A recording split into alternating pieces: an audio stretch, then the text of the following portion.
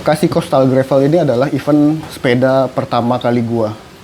Dan sejujurnya event ini gue ikut yang 80 km, tadinya pengen yang 100 km, tapi teman gak jadi, akhirnya tetap di 80 km. Dan menurut gue ini gak terlalu sulit, treknya, rutenya, dan cukup aman, ya kayak gitu. Gue Abi, ini adalah pengalaman gue di Bekasi Coastal Gravel First in Asia. Jangan lupa subscribe atau follow, dan kita bisa diskusi di kolom komentar.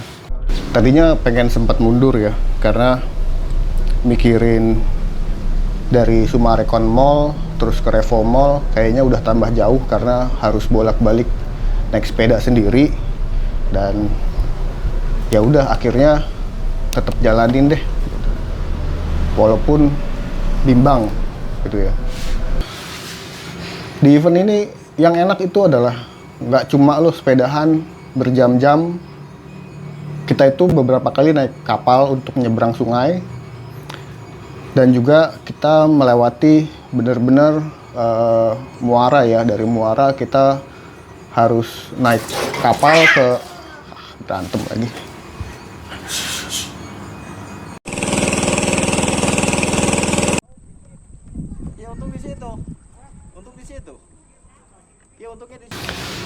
Nah, kalau untuk checkpoint sendiri itu nggak ada petunjuk khusus ya, jadi cuma pinpoint aja di maps, dan nggak ada yang kayak pelang yang menandakan itu adalah checkpoint.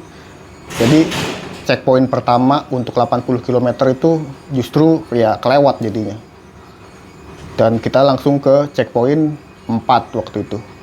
Jadi langsung ketemu sama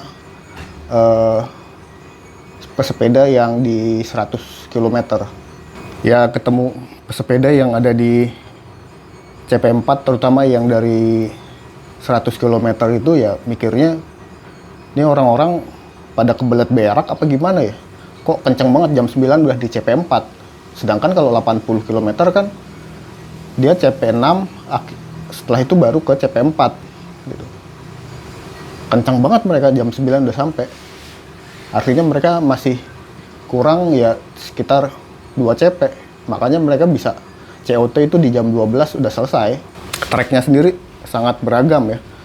Awalnya aspal, ya aspal kayaknya cuma jalanan bagus itu cuma 20%-an lah. Sisanya gravel, benar-benar gravel. Ada tanah, ada kerikil, ada jalan bebatuan seperti itu. Dan sekitar 30% itu kita jalan di tengah-tengah tambak dan sawah. Jadi benar-benar harus memperhatikan bagaimana caranya kita goes tetap stabil. Dan dari sini gue juga banyak belajar ya, yang namanya goes jauh.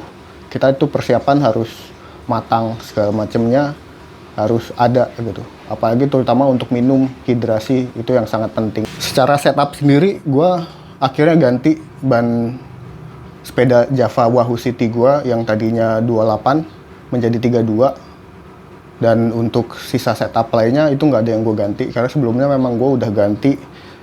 Untuk RD-nya gue pakai GRX, dan tadinya gue pakai clit.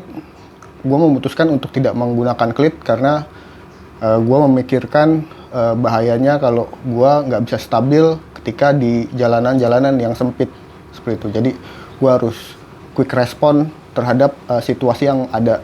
Walaupun pada kenyataannya gue sama sekali sebetulnya kayaknya nggak butuh pakai pedal biasa, gue bisa tetap pakai pedal clit. Yang bikin susah itu gue nggak pakai Garmin atau IGP Esport, dan cyclocom gue itu nggak ada navigasi penunjuk arahnya. Jadi gue bener-bener pakai handphone, pakai Bluetooth speaker yang di kuping, dan gue harus jeli untuk kapan harus belok segala macem kayak gitu. Dan beberapa kali juga gue akhirnya ngikutin untuk pesepeda lain yang memang rutenya sama dan kategorinya sama. Sepanjang perjalanan itu ya bener-bener no way home, lo nggak bisa puter balik karena jaraknya udah bakal lebih berat juga. Lo mikirin ketika lo balik, ya kan lo harus kena jalanan berbatu lagi, kena jalanan yang lebih sulit lagi gitu. Otomatis lo terus menerus harus tetap maju, harus tetap selesaikan. Tadinya gue pikir gue bakal DNF gitu. Walaupun tenaga gue merasa masih banyak, cuma memang mental itu ditempa di situ, dan gue merasa gue harus tetap jalanin gitu. Ya, secara finish sendiri gue itu ada di jam 3, pas jam 3. Sebelumnya 9 km terakhir itu gue sempat yang namanya makan dulu di rumah makan Padang akhirnya, karena saking laparnya. Udah habis, snack bar udah habis, energi gel udah habis, air juga udah habis. Akhirnya ya udah gitu.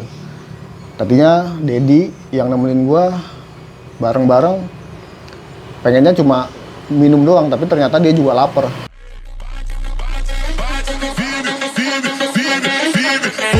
Fogo,